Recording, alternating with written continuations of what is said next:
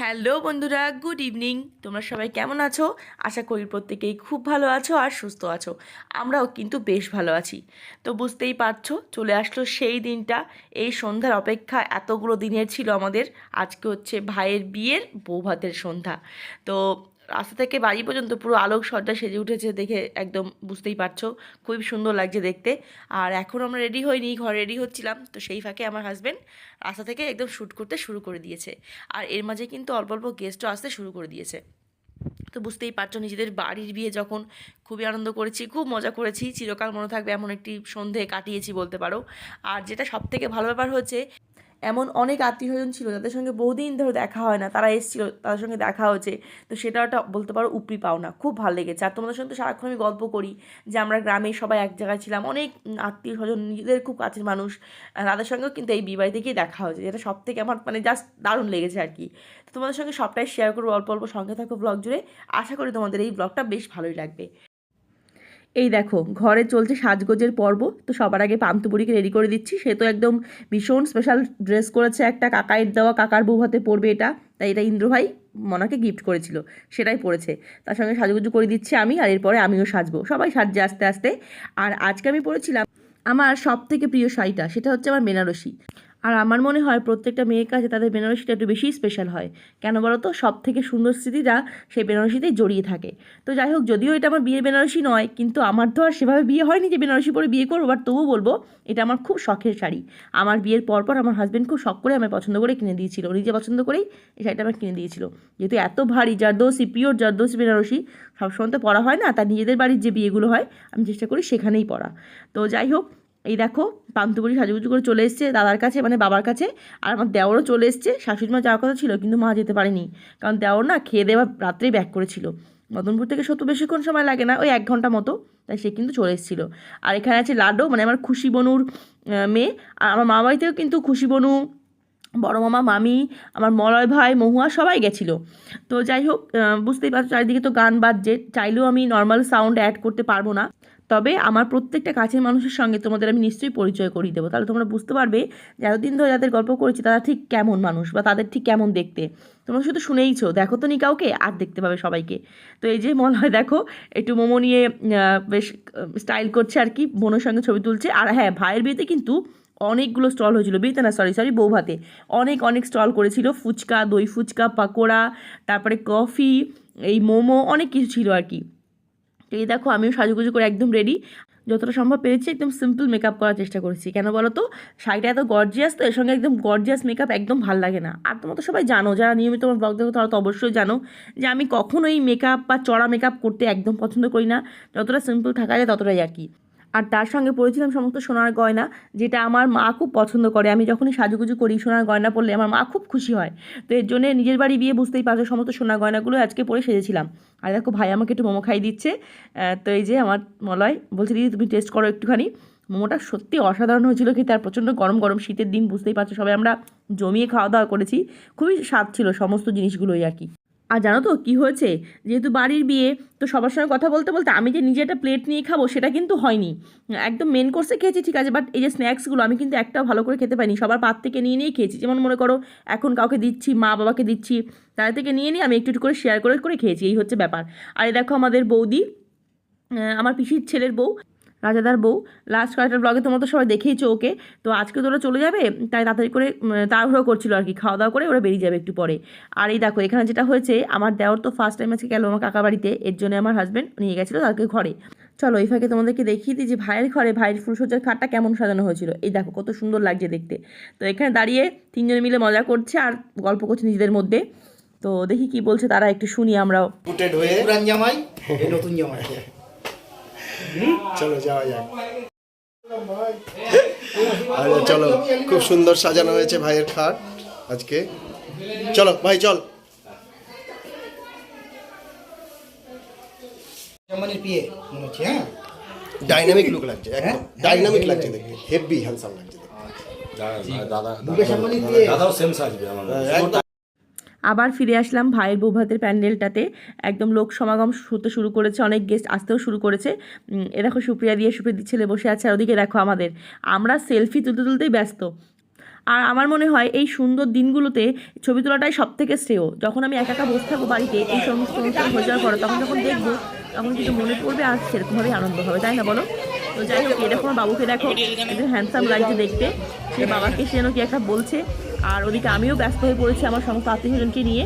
ওই যে বললাম অনেক আত্মীয়স্বজনকে দেখলাম, তাদের বহুদিন দেখা হয় না। যেমন একটা পিসি দেখো এসছে, এটা হচ্ছে আমার পিসি হয় আমাদের সামনের বাড়ি, গ্রামের বাড়িতে, সামনের বাড়িতে ছিল, ছোটো থেকে দেখেছি কিন্তু বহুদিন দেখা হয় না। এইবার দেখা হলো ভাইয়ের বিয়ে। তাই দেখো খুশি বনু এসছে লাডোকে নিয়ে। লাডো তো আইসক্রিম খাবে না, কি করছে, দুষ্টু করছে, ঠান্ডা তো খুব, ওকে আইসক্রিম বেশি দেওয়া হয়নি।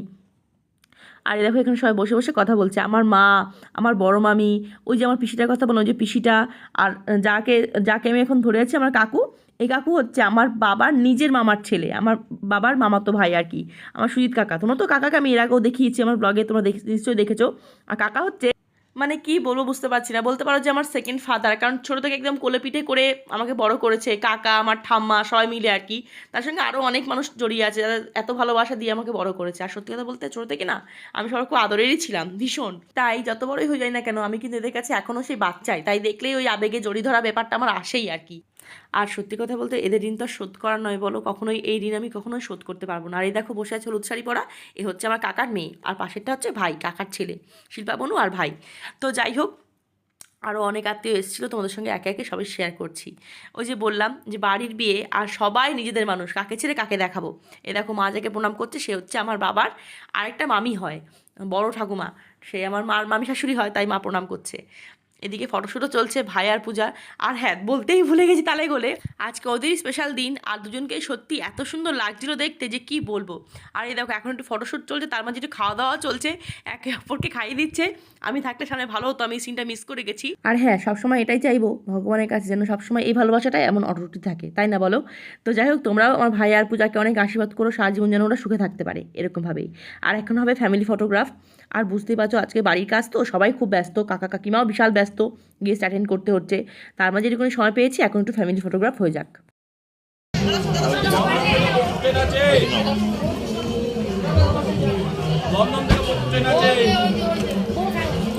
আসুন আসুন, রিল্যাক্সে আসুন, কোনো চাপ নেই, রিল্যাক্সে আসুন, কোনো চাপ নেই। হাতটা নামাও, হাতটা রিল্যাক্সে নামাও। আসুন, কোনো চাপ নেই।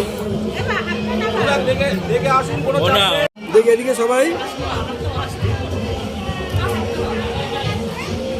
দেখে এদিকে এদিকে দাদা একটু সরালে। আর এই দেখো এটাই হচ্ছে আসল সিন, সাজুগুজু করে একদম গিফট বইতে হচ্ছে। বুঝতেই পারছো যখন বাড়ির মেয়ে আর বৌমা, তখন গিফট পাওয়ার দায়িত্বগুলো আমার আর বৌদির ওপরেই পড়েছিল। তা আমি আর বৌদি সমস্ত পূজার গিফটগুলো একে একে নিয়ে আলমারিতে রাখছিলাম। আর এখানে দেখো ফার্স্ট ব্যাচ বসেই গেছে, মলয়, মহুয়া, আমার দেওর, সুরজিতা সবাই বসে গেছে, কারণ এরা তোমার বাড়ি ফিরবে, তাই সকাল সকালে কিন্তু ব্যাচটা বসিয়ে দেওয়া হয়েছিল। এই 8টার মধ্যেই ফার্স্ট ব্যাচ বসে গেছিলো। আর শীতের দিন তো গ্রামের সাইডে 8টা মানে বেশ রাত। আর খাবার দাবার কিন্তু অনেক অনেক মেনু হচ্ছিল, তোমাদের সঙ্গে নিশ্চয়ই শেয়ার করবো যখন আমি খেতে বসবো তখন।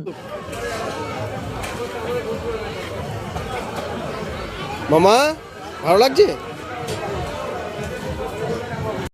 আর এই দেখো এটা সেকেন্ড ব্যাচ, এখন দাদা আর বাবুও বসে পড়লো, ওরাও বাড়িতে ফিরবে। আর সত্যি কথা বলতে গরম গরম ফিশ ফ্রাই দেখে না আমার আবার গিয়ে না কেন খেতে ইচ্ছে করছে। ভাইকে বলতে হবে ভাই তুই বিয়েটা আবার কর, অ্যাটলিস্ট অ্যানিভার্সারিটা আবার কর, আমি আবার খেতে চাই তোর বিয়েতে গিয়ে। আর এই দেখো সৌরভ বাবু আর জিতু বাবু দুজনেই কিন্তু খুবই সাহায্য করেছে গিফট বইতে। শুধু যে আমরা একাই রেখে এসেছি ঘরে তা কিন্তু না, ওরা দুজনে কিন্তু খুবই সাহায্য করেছে, ওরাই বেশিরভাগটা করেছে আর কি। আর এখানে দেখো দুই বউকে পাওয়া গেছে অনেকক্ষণ পর একসাথে। আর এখানে দেখো এসছে আমার অনেক কাছের মানুষ, তোমাদের সঙ্গে একে একে সবই শেয়ার করব। এই দেখো ইনি হচ্ছে আমাদের ছোটো কাকিমা। যারা নিয়মিত আমার ব্লগ দেখো তারা তো অবশ্যই জানো যে এই কথাটা আমি এর আগে অনেকবারই শেয়ার করেছি, যে গ্রামে আমাদের ঠিক সামনের বাড়িটা ছিল নবীন দাদের। আর এই ডাকটা তোমরা অনেকবার শুনেছো এর আগে, নবীন দা নবীন দা। এই হচ্ছে আমার নবীন দা, যে ব্ল্যাক কালার স্যুট পরে আছে, উনি হচ্ছেন এখন একজন প্রাইমারি স্কুলের হেডমাস্টার মশাইয়ের পদে রয়েছেন। আর আমার ছোটোবেলার মানে বেশিরভাগ অংশটাই আর কি বলতে পারো, ক্লাস 1 থেকে 7 পর্যন্ত যতটুকু আমি পড়াশোনা শিখেছি সবটা কিন্তু দাদার কাছেই শিখেছি। তাই বুঝতেই পারছো এনারা আমার কাছে কতটা স্পেশাল, কতটা কাছের। আর তার সঙ্গে রয়েছে তার পরিবার, ছোটো কাকিমা বললাম, নবীনদার ছোটো কাকিমা এটা। আর পেছনে রয়েছে হচ্ছে আমাদের সুন্দরী বৌদি, আমাদের পলিদি, হচ্ছে নবীনদার ওয়াইফ, আমাদের বৌদি। আর ওই যে দেখো পেছনে দাঁড়িয়ে হচ্ছে একটা ভাই, ওটা হচ্ছে আমার ছোটো কাকার ছেলে, বাপন ভাই, তো বান্টি অ্যাকচুয়ালি ওর নাম। আর এই হচ্ছে আমার যে এখন আমার কাছে রয়েছে সে হচ্ছে নবীনদার মেয়ে, কি কিউট দেখো। তো বলতে পারো এটা আমার আরেকটা পরিবার, মানে আমার মানে ছোটোবেলার একটা পরিবার, মানে এডিট করছি বা বিশেষ করে নস্টালজিক হয়ে যাচ্ছি, কেমন মানে অন্যরকম একটা ফিলিংস তৈরি হয়, এটা বোঝানো যায় না। তো যাই হোক, আর এখানে দেখো নবীনদার মাও রয়েছে, এনার হাতে আমি মানে কি বলবো, ছোটোবেলায় যে আমি কতদিন ওনার হাতে ভাত খেয়েছি তার কোনো ঠিক নেই। আর যখনই কোনো কিছু ভালো মন্দ রান্নাবান্না হতো উনি কিন্তু সবার আগে আমাকেই ডাকতো, আমাকে আর মানে আমাদের ভাই ইন্দ্রকে। তো যাই হোক, এটা হয়তো গ্রামে বলে আর সেই সময় বলেই সম্ভব ছিল। আর আমাদের গ্রামটাও ছিল ভীষণ সুন্দর, মায়ায় জোড়া, বিশ্বাস করো। আর শহরের দিকে তো সব ভাবাই যায় না, কে কার বাচ্চা কেন ডাকবে, কে ভালো মন্দ হলেই বা কেউ টের পাবে না। কিন্তু ওদিকে কিন্তু সেমন ছিল না। ওদিকে একটা যখনই কিছু ভালো মন্দ রান্না হতো তখন কিন্তু আমরা প্রতিবেশীর বাচ্চা তবু কিন্তু আপন মনে করে খাওয়ানো হতো। তো ওই যে বললাম, এদের এই স্মৃতিগুলো, এদের এই দিনগুলো আমি কোনোদিন কখনোই ভুলতে পারবো না। এই দেখো, এরা হচ্ছে আমার আরও 3টে বোন, এটাও আর একটা প্রতিবেশী কাকার 3 মেয়ে। এরাও ভীষণই মানে ছোটো থেকে কাছের আর কি, ভীষণ আপন মানুষ এরাও। তো বহুদিন পর সবার সঙ্গে দেখা হয়, এত ভালো লাগছিল যে সত্যি ভোলার নয়। আর এদিকে দেখো, আমাদের ছবি তোলা শেষই হচ্ছে না বলতে পারো, কারণ আমি আগেই বললাম এগুলোই সব থেকে স্পেশাল স্মৃতি, যেগুলো সারা জীবন থেকে যাবে। আর মহুয়া বোনও একটু পরে চলে আসবে, খুশিও তাই, তার জন্য সবার সঙ্গে একটুখানি সেলফি নিয়ে নিচ্ছি, যাতে এগুলো পরে দেখতে পারি। এটা কি হলো?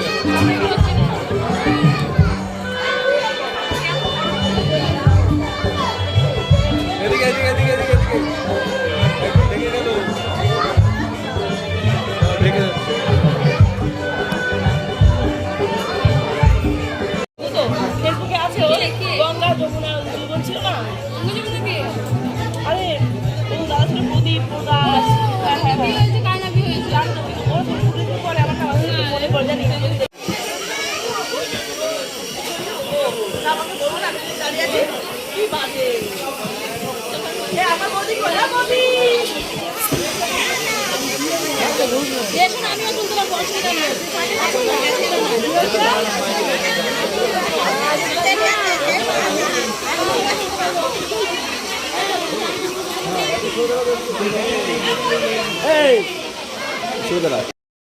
এবার এখানে দেখো, এটা হচ্ছে আমার আরেক কাকা কাকিমা হয়, যে একটু আগে আমার মা একটা ঠাম্মুকে প্রণাম করলো না, বললাম যে মায়ের মামি শাশুড়ি, তার ছেলেরা মানে বাবার মামাতো ভাইরা আর কি। তো ভাই হয়েছে ছোটো একটা কাকু কাকিমার, আমি কোলে নিয়ে দাঁড়িয়ে আছি, একটু পান্তও দাঁড়িয়ে আছে। আর একটু পরেই না সবাই বেরিয়ে যাচ্ছে দেখে ওদের মানে বাই করতে বাইরে এসছি আমি, আমার দেওরটাও সব বেরিয়ে যাচ্ছে, মহুয়া মলয় সবাই চলে যাচ্ছে, তাই ওদেরকে একটু মানে ছাড়তে এসছি।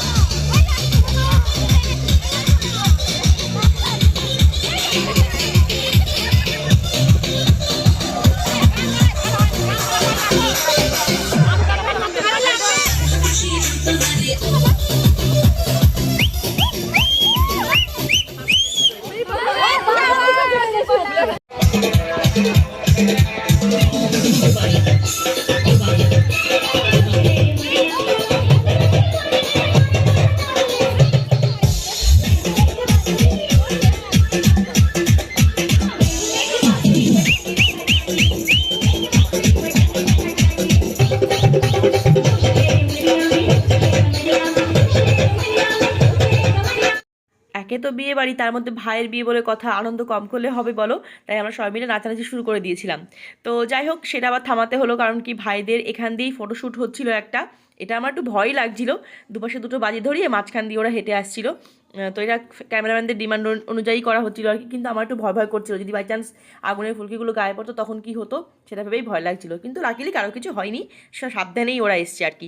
তো যাই হোক, একটু পরে চলে এসেছিলো কনেযাত্রী, আর আমাদের গেস্টরা অনেকে খাওয়া দাওয়া করে সব বাড়িতে ফিরে গেছে, একটু পরে আমরা ডিনার করতে বসবো।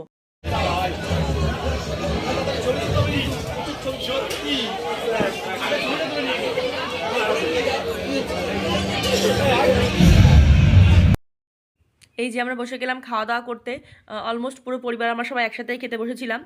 এদিকে পান্তু, আমি, আমার বড় বৌদি, তারপরে ওদিকে আমার বৌদি, আরও সবাই বসছিল। আর দাদা দীপন তো আগেই খেয়ে নিয়েছে, ওরা সব বেরিয়ে গেছে, তাই শুধু আমরা এখন বসেছিলাম।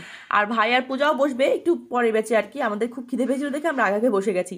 তো যাই হোক, আর বাবা মা তো কিছু খায়নি, শুক্রবার পড়েছিল বলে বাবা মা রুটি খেয়েছে, শুধুমাত্র রুটি আর মিষ্টি। কাকা কাকিমাও তাই, ওরা বেশি কিছু কেউ খেতে পারিনি, যেহেতু এই ডেটটা এরকম। শুক্রবার দিন আমাদের বাড়িতে স্ট্রিক্টলি ভেজ, সেটা আমি আগেও তোমাদের সঙ্গে শেয়ার করেছি। তো খাবারটা কিন্তু খুব সুন্দর ছিল, অনেকগুলো মেনু ছিল, ফ্রায়েড রাইস, চিকেন, ভাত, ডাল, ফিশ ফ্রাই, সব কিছু ছিল কম বেশি, রুমালি রুটি, আরও কী কী ছিল অত মনে নেই। তো যাই হোক, আর ব্যাপারটা স্পেশাল করার জন্যে প্লেটের ওপর দিয়েছিল পদ্ম পাতা, যেটা কিন্তু সবসময় দেখা যায় না। তো এটা আমার খুব ভালো লেগেছে। তো আমরা সবাই মজা করে খাওয়া দাওয়া করেছি। তো চলো, আর কি বলবো, আজকে এই ব্লগটা আর বড় করছি না। ভাইয়ের বিয়ে মোটামুটি সমাপ্ত হলো। আগামীকাল নতুন একটা ব্লগ আসবে, সেটা ভাইয়ের বিয়ে পারপাসই আর কি।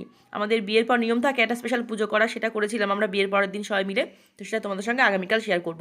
আর কেমন লাগলো আমার ভাইয়ের বিয়ের বউ ভাতের অনুষ্ঠান, সেটা কিন্তু অবশ্যই কমেন্ট করে জানিও, তাহলে আমার খুব ভালো লাগবে। চলো, তোমরা সবাই খুব ভালো থেকো, সাবধানে থেকো, দেখা হচ্ছে আমাদের খুব শীঘ্রই নেক্সট নতুন আরেকটা ভিডিওর সঙ্গে। ততক্ষণ সবাইকে টাটা, গুড নাইট। ঘরের না, এটা ঘরের চাবি। ঘরের চাবি না, এটা ঘরের চাবি। ঘরের চাবি না, আমি বলছি এটা ঘরের এটা চাবি, দিয়ে আমি ঘর খুলেছি, আলমারির চাবি সুতো বাঁধাচ্ছি। এটা ঘরের চাবি না।